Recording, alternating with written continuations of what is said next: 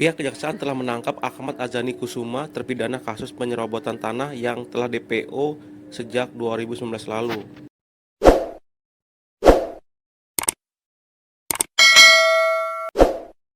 Saat ini terpidana sudah diamankan.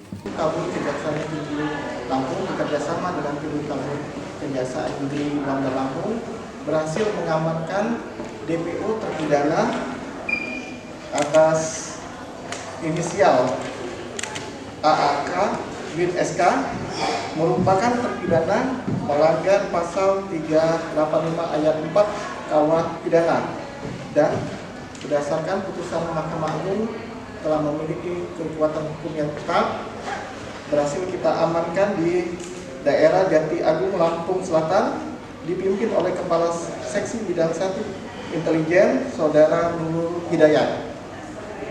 Terhadap tersangka berhasil kita amankan secara kooperatif, telah dilakukan pemeriksaan kesehatan dan nanti akan dieksekusi di Rutan Wadi Bandar Lampung. Ya, izin ya menambahkan bahwa tim Kabur pada Kejaksaan Tinggi Lampung pada bulan Juli tahun 2025 sudah berhasil mengamankan 2 DPO